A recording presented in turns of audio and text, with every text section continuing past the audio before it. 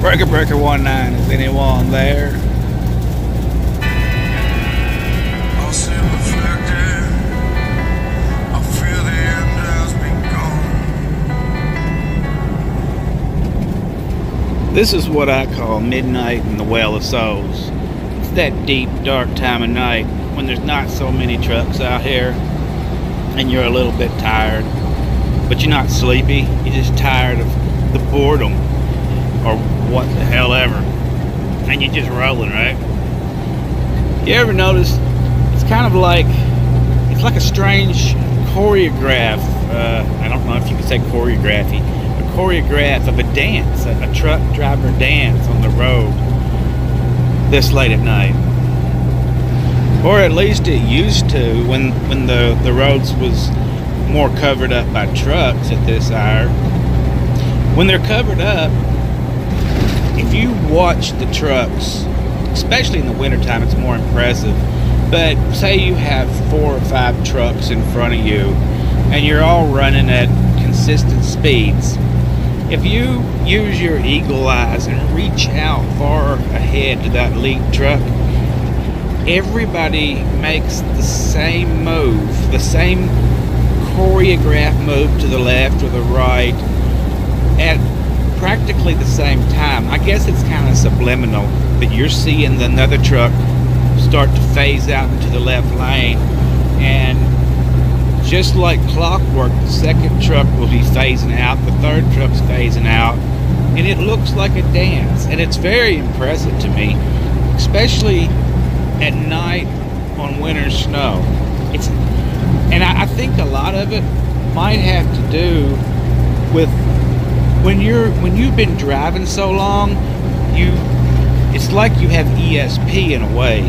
You have to learn to read the road, right? You read the road ahead of where you're going, and you drive accordingly, right? So I guess it's you. I don't know maybe exactly how to say that.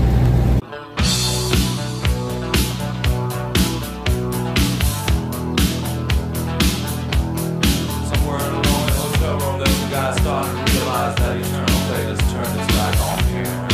It's 2 a.m. It's 2 a.m. The fear is gone. It's 2 a.m. The sun's still warm.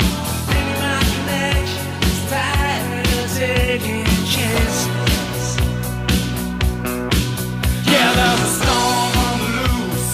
Sirens in my head, wrapped up in silence. Circuits are dead. Cannot be cold.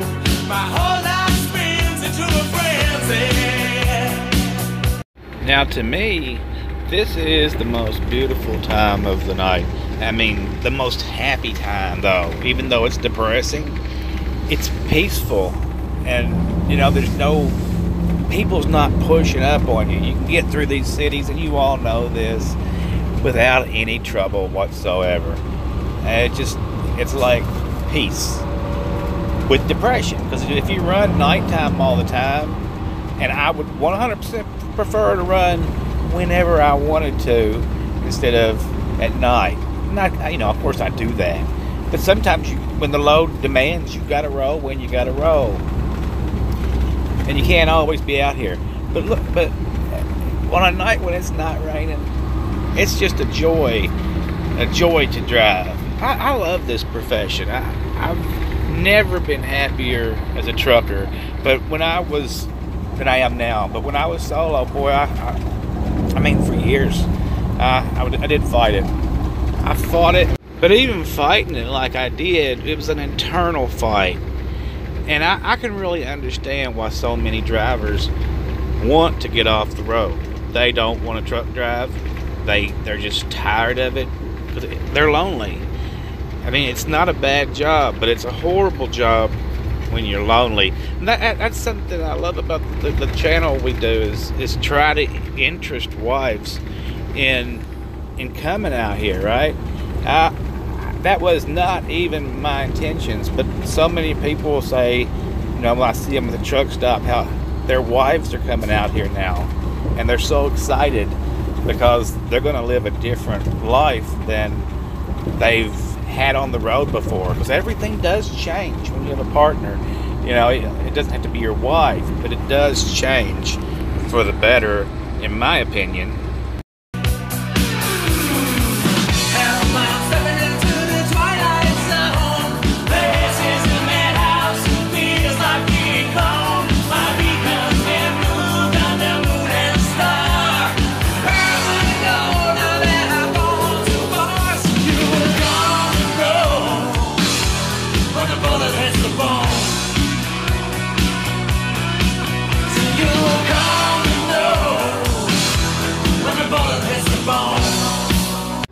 Coming up on Cincinnati here, as you can see. I know you know every damn skyline there is in the United States.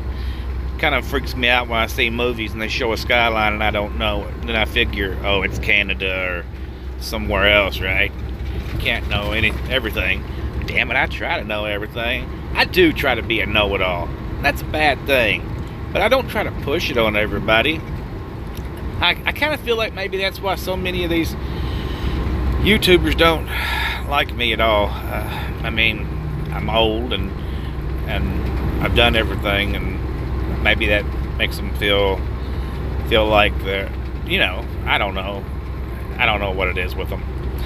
Not that I really care. It does bug me a little bit, I ain't gonna lie. It does bug the shit out of me. But part of me also don't give a flying crap at all. You know, they're gonna learn when they learn and how they learn, the hard way or whatever. They're not gonna ask for advice because they know everything, right? Or they want to appear that way. But I don't think I was ever that way. Well, we didn't have no social footprints back in our days. We was just us doing our thing. I guess there was always some people that wanted to stick out in the forefront. A lot of times, if you want to stick out in the forefront, all you got to do is be good at what you're doing, you know, and then you're speaking with some authority when you're good at what you're doing. But people really don't listen. I mean, I've had guys come to me and they ask me, well, if you was new getting into this industry, what would you do? And I'll give them my direct opinion, and a lot of times they'll be like, oh, you mean an aerodynamic truck? Well, I'd rather have that big Peterbilt. And I'll be like, yeah, that works. You know, and I'll tell them the reasons behind why I wouldn't have that big Peterbilt. Although I don't even like Peterbilts anyway. But then they'll still get that big Peterbilt, and then they'll whine and cry about they're not making no money because they're only getting 5.5 miles a gallon. Because they got to go 75 or 80 because they look cool, and then they flop. I mean, I've watched so many of them do it, year in, year out. It's constant. The only way you can learn, if you're not going to be an apprentice in life, is through hard knocks. Hard knocks is the only thing that's going to get you anywhere, I guess. Hey, what do I know? I'm just an old guy. I'll talk to you guys later. Y'all finish the song. It's one of my favorites. I'm falling down a spiral, destination unknown. Double-cross messenger, all alone. Can't get no connection.